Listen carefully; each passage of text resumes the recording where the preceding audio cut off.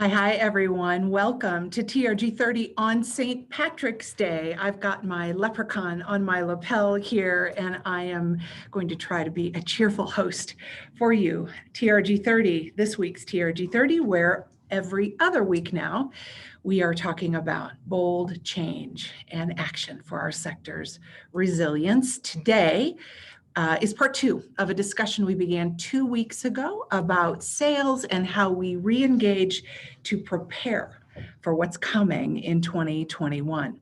Always want to cue you up to listen for some things. These will feel familiar from last time. Change. Building on last time, listening to today, are there things that you can hear you're going to want to integrate into new approaches? Second, collaboration. We have learned how to be more nimble in Zoom. We have had to work with people across departments. Let's use that practice and continue it as we collaborate with other departments moving into upcoming seasons and calendar years, and then always. What are the things that you can see require some change that would enable the glorious organizations that you know yours can be? Action in 2021. And again, let's just take a moment to celebrate the beginning of a different year. It feels different now and is going to continue to feel that way. And with that celebration and those feelings in mind, let's also think back to the 35th episode of TRG 30 in November, where we talked about a book by authors Strauss and Howe called The Fourth Turning. And they researched back to the Reformation, how we as a species, as people, have recovered from crises over hundreds of years. And there were two watchwords that came out of that research. Innovation, we have to innovate if we're going to move past crisis into recovery, and relationships, innovation and relationships. So it's with those two words in mind, actually, that we began last week offering a 4-part framework that you see here that will allow you to focus on those things and remain nimble and lean into your patron relationships, breaking down silos, all those things just spoken of. Last time we covered the first two, and we will send you the link after today. So today we're focusing on simplifying and experimentation, test and learn, call and response. First though, let's do a quick recap. Segmentation. This year, hopefully always, we have to align our segmentation with our patron and customer realities, and those realities are different as a result of the pandemic.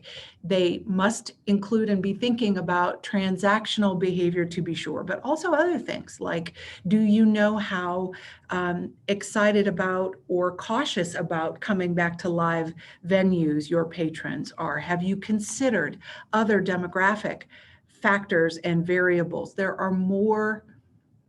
more sophistication required. There's also collaboration required in our approach to segmentation. So remember, we said, grab your colleagues, get in a room and talk about the different kinds of segments that might exist in your organizations. Things like first-year members who were unable to use their benefits, or long-time aging.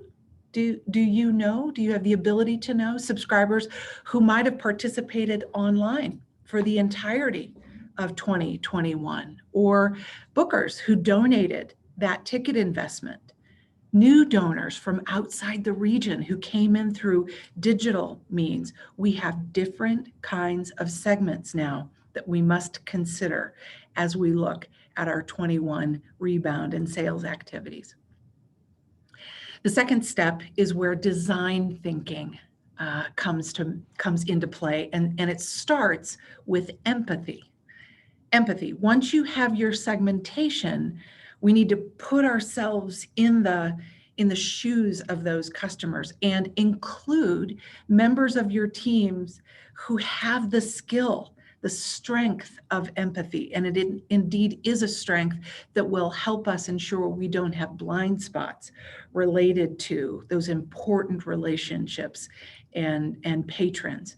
What do they need from your organization now?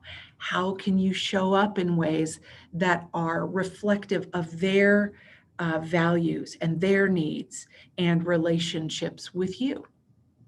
So we started with segmentation. Second was empathy.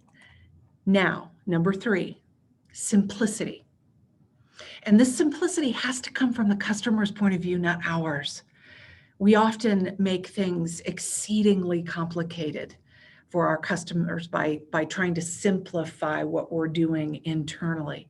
And even when we are thinking with the customer in mind, this is not the year where we should be showing off all of our complex mastery in order to gain trust. In fact, it's best if we don't this year.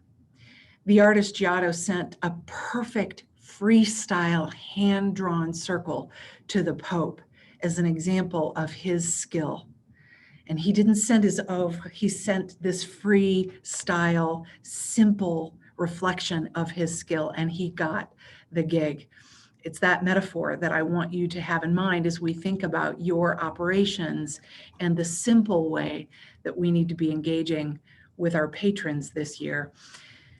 With all that in mind, I have been intrigued by some new research that's described in this book, The Effortless Experience by Matt Dixon and his colleagues.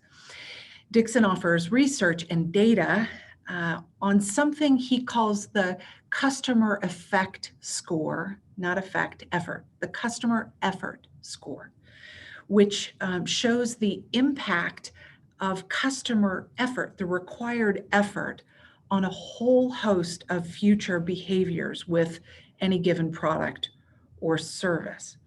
So the customer effort score measures something quite different than customer satisfaction or net promoter score. You're familiar, I know most of you are, with net promoter score. If you're not, go back to our June TRG 30, where I interviewed Fred Reichelt, who was the designer and inventor of the net promoter score. But Dixon and his co-authors, they're completely aligned with the use of customer satisfaction and NPS as macro measurement tools. But you've heard me say this endlessly. We have to get muscles developed to scale listening. Listening is the new talking. So listening and listening for these episodes or the parts and the effort within the experience that we're designing into our comeback, we need to be able to hear how hard or not we're making those episodes for our customers. So let's talk about data for a minute.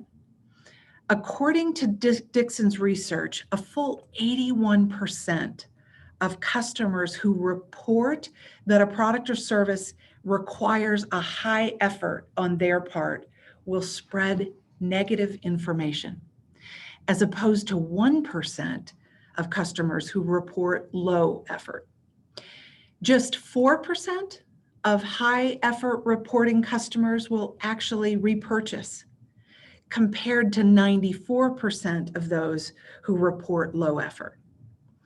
And tying back to NPS, 82% of customers who report a high effort with your product or service will score as NPS detractors. And those of you who are familiar with that metric know, in fact, how dangerous detractors can be in the mix, as compared to 3% of those patrons who report low efforts. So let's talk a little bit about what this means to our action. And I've opened my chat box. I want you to tell me, make sure your chat is set to chat to everyone, not just to me or to Stephen. Where do we make things hard for our customers? In fact, I'm seeing some examples right now. Sebastian says a website. We need websites that are as easy to navigate as Amazon. The purchase path, process of ordering, ticketing systems. Right, too many packages. Our devices, mobile friendly. Boy, I've gone on to so many mobile sites that aren't mobile. Exchanges and refund policies, web navigation, using acronyms that are insider acronyms. Yeah, boy, that's right. Finding information, ability to donate, season ticket, keep those coming, right? Fundraiser registrations that are too hard. In fact, this digital work that we've been doing, all of us, we don't think as much. We know how to usher people into a venue live and seat them, but doing these pathways digitally, what is the ability that your organization has to understand how hard or easy those individual episodes are?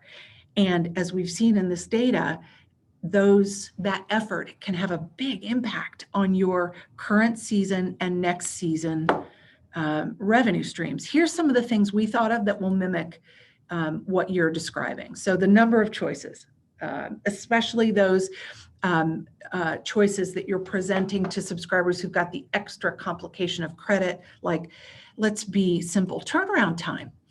Sometimes the turnaround time we offer is way too long and I can get all tangled. So think about what am I asking you to do? How soon? Simple, clear, direct. Number of clicks. You've talked about that. How about this? The ability to speak to a human. How frustrating is that when all you get are chat boxes and help queries, but you can't actually get to a human. I love this. Most of marketing is common sense and good manners. Amelia, boy, that's right. And then finally, just clear and friendly expectations for in-person experiences. Simple, direct, thinking about what we're taxing our overly stressed and still recovering from the pandemic patrons to do. Okay, so let's talk mechanics. You remember our mechanics moment. There's no words on these tiles, so I want you to get out your pencils and let's talk tactics. I'm keeping my eye on chat. Number one, go back to your key segments. In collaboration with other departments, design the menu of options for each of those segments. Ensure you have clear, direct appeals for each of them that are relevant to them. This isn't the time to give them the laundry list. Nope, this is the time to give them an option or two that is your best and best aligned with them option. And remember, tell them what to expect. Clear, easy choices. Exactly. All right, number two, mapping the patron experience. This looks complicated, but it doesn't have to be. You have identified some of these channels, right? We have web, we have phone, we have our phone apps, mail. Then we need to do an audit, and we're going to provide you this that you see on the screen now. It's publicly available from Dixon's book. We'll provide it as a follow-up today. But they have a series of sheets with areas where organizations that aren't paying attention to customer effort can get tripped up.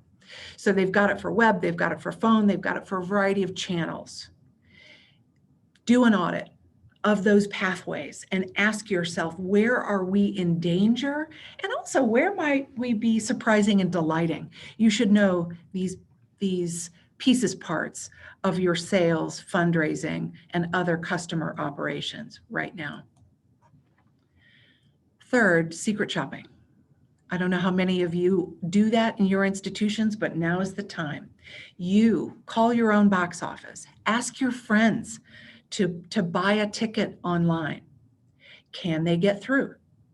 Can they navigate a sale? How many clicks does it take? If they left a message, how long did it take to hear back? If they're chatting online, what's that experience like? Is the recorded phone message friendly? Pull that data together and use it to match it up with your episodes and figure out, pick the top three. You have reduced staff, reduced time. I get it.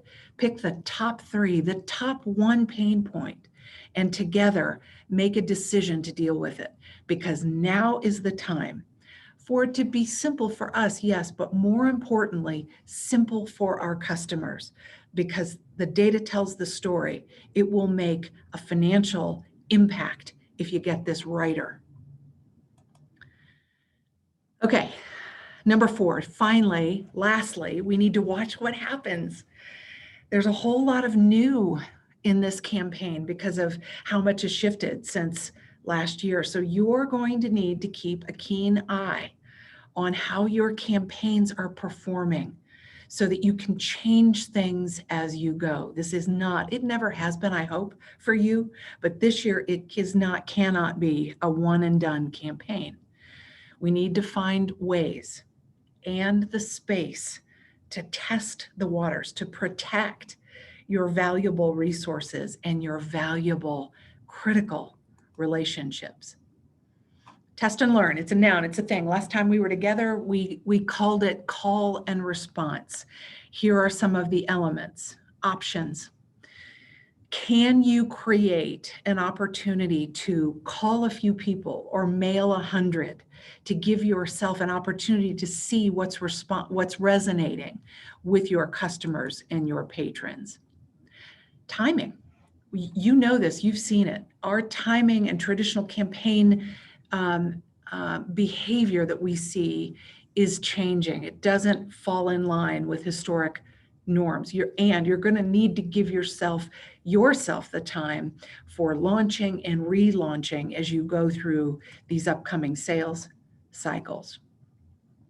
Collateral, this is not the time for the 100,000 piece runs. This is the time for cheap and cheerful, agile, nimble, inexpensive but smart, so that you can do multiple rounds and multiple waves of campaign elements as you go.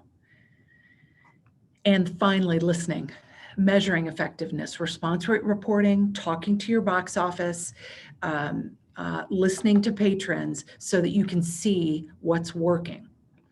So we're going to go here now to mechanics, and I see your questions coming through. So Stephen is going to make sure that we're asking or dealing with some of these questions you've got, April, and others. There are a lot of mechanics here. So again, pencils in hand, here we go around test and learn. First, building testing into the timeline. You've got to build it into your campaign plans this year. And start with a hypothesis. What do you expect is going to happen? Define what you think success will look like so you know how to react. It'll help you move through that timeline faster. Second, as you experiment, share what you're learning broadly. It will hold you and your team accountable to the tests you're making, but as, if not more importantly, your organization can learn from your tests and your experiments and your analysis. It might affect positively an education campaign or a fundraising campaign or who knows what else, but share what you're learning. Number 3 is, as you're pulling in the data from your test and learn, determine what needs to be changed. Is it an offer that needs changing? Is it the process or the channel? That's a next step in this. And finally, as you're considering this process path of planning for the time, setting the success metrics, evaluating what needs to be done as you learn, probably goes without saying, but I'll feel better for having said that you must assign someone to lead this for your organization. If it isn't on someone's portfolio, it won't happen because we're stressed, we're strapped, and it will feel like we'll get to that, or we can't afford that in 2021. We would argue you can't afford to not do it.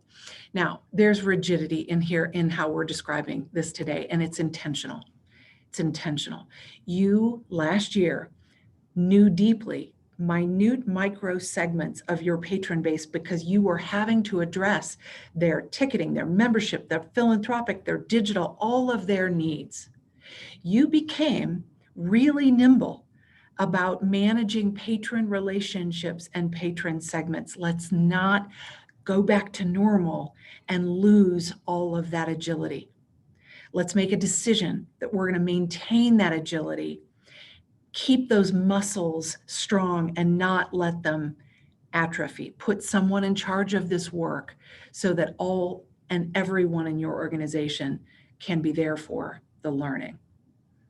Okay, here are the 4 steps in sum. 4 things.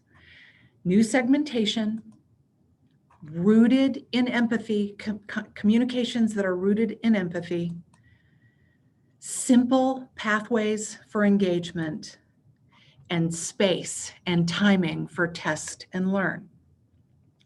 You'll remember, if you're not part of our free benchmark, this guy is really gaining steam now. We have developed the protocols that enable us to ingest from an increasing number of you use them CRM and ticketing systems so that you can be seeing how your data is performing against a global field, against your art form and genre, against your region in the country. And increasingly, we're building campaign tools that will help you understand and mine your data for these campaigns that you're getting ready to or are planning now. And always, we're here.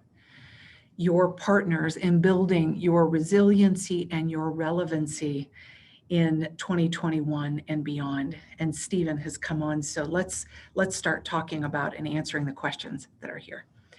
Well, thank you. In fact, I wonder if we start with Amelia's question around the challenge of having a small team right now, getting those patrons to real people on the phone. And I've been thinking about this actually in the context of what you were talking through, because actually with this agility and nimbleness, I think, Jill, there's an opportunity to utilize that segmentation to pace the communications in a way that makes the incoming and inbound sales and calls manageable, right, and to acknowledge that loyalty. I wonder what you were thinking there as you saw that pop up. So as I hear you say that, I think about the campaign plans that collective you are implementing, and they tend to be pretty, I mean, even within, they're pretty macro. But if we were to take this approach, it's just a new way of block and tackling, as I like to call it, the calendar. And so I think that's right. You would take your most high priority segments and just meet out over the calendar how you're going to address. Another thing I've got some clients are doing are hiring people on a project basis, just on a temporary basis to enhance teams, people maybe that you furloughed, or artists. Get creative about how you might spot add resources to this question. Yeah. Chad, I recall this pre-pandemic actually, but Chad asks how we anticipate and respond to subscribers or patrons, right, who learn they're not getting the same offers or attention as others. We have many patrons who regularly talk and pay attention to one another. Yeah. This is this different than before? It's just more fine-tuned now and nuanced, right? So there's 50 here and 500 there, as opposed to subscribers compared to donors. I think the way that I would reconcile that, Chad, is to literally, describe the segment and then describe the why and the hows that you're caring for everyone while caring for them, because there are rational reasons why you are prioritizing the patrons in the order that you are. And I think everyone that's a consumer understands that. They just need to understand it in terms that feel fair and smart and clear. So that would be the first step I'd take. Write it down, defend it to yourself. And I think actually empowering your sales team to be able to listen for those comments and to feel confident to respond to them, right? Because I think the ability to say, you know, particularly to subscribers and our loyal patrons, you want us to be back bolder and stronger than ever before. And so there are steps that we need to take to make sure that we encourage and incentivize people to return and stay engaged, and reminding them of the forever promise that we've made to them. Right. You are our most valued patron. Here are the great benefits that you get through your loyalty beyond this, right? Right. I think Right. there's an opportunity to solidify the relationships there. Totally. And I've got a client at Ballet West who has come up with this catchphrase of we're coming back to life together and coming back to life. So it's like back to life, back to life. It's exciting. And we have to do it with care. I think there's an opportunity to both say, here we're coming back to life, we're coming back to life together, and let's work together. I'm inspired by what that gives us in an opportunity to talk with our patrons. I feel like this would be a missed time to say, I noticed when you were asking for all those complexities, there are a lot of comments around the purchase path, Yeah. which is interesting, right? Because our CRM providers are constantly, hopefully, channeling to make that process better. But I don't see many organizations with live chat functionality. Mm-hmm. And when you consider that 70-80% of bookings are often online, the ability to ask fast questions to those that don't necessarily want or need to pick up the phone. I recall this with a client, the New Wolsey in Ipswich, have live chat, 30 to 40 patrons a day asking really simple questions that I really, really believe that had they not had those responses live, perhaps would have made a different decision. Oh yeah, and that's cheap and cheerful solution. If your CRM doesn't offer it, I'd be figuring out how I fix that and bug them. It's just so right on the money, Stephen. A question here around, this is an anonymous question. How do you find the balance between your overworked thin staff who are being asked to implement many procedures over and over and making it an easy process for the customer, especially if you are in a different department than the department being asked to do the heavy lifting? I go in and help them lift. I talk to my peers to help them see that I'm empathizing with them. I talk to my boss and say, how do we work together to solve this? I say, can we hire some artists part-time to help? I say, how can we get our board to give us some resources? I mean, I'm just riffing here, but you've got to first convey that you're in it with them and then start to behave like that. Period. Well, I think it's interesting though, because actually a lot of the effort that's articulated, particularly in this idea of simplicity, right, puts a lot of effort onto the box office team who have borne a huge amount of heavy lifting in these dialogues with patrons. And I think how we support those teams, it's critical. With empathy too, right? Yeah. This was critical before the pandemic. I feel like the pandemic has elevated the importance of our box office and guest services teams in ways that I am super excited about. So let's not go back to the old days where the box office is relegated to a part of the office that no one sees and talks to. Let's invest in the systems and people that are the most important because they're talking with the highest volume of our patrons.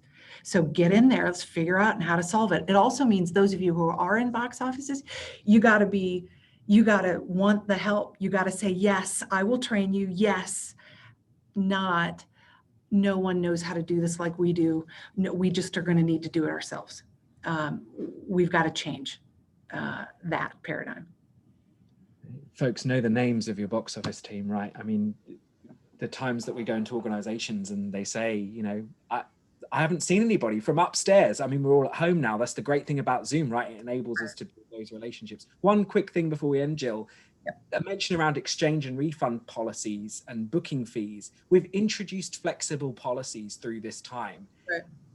Are those things that we also should not be rolling back from? Right. I feel like that's right. The specifics, there's devil in the detail. But if we want to make things simple, and that made it simple last year, let's ask hard questions about whether or not we need to just go back to normal. That's do we need to go back to normal? No. I would contend no. Not always. We're at time, just this one last point around tools and resources. What about appointment booking software to reserve their renewal conversation? Wow, I love that. Like that concierge type service. Yes, I love that idea. Sometime we'll talk about the new book from Cal Newport about how email's dead. And you think about how many emails we have back and forth about calendar bookings. Yes. And I love this live chat. We need to keep doing this so that we can be talking to each other during. So look for for that to continue. Yeah, thanks everyone for participating so wonderfully. It's great to have you all here again, and we'll be back in 2 weeks. So we'll see you again there. Take care. And thank you, Jill. Happy St. Patrick's Day, all. Bye. Bye-bye.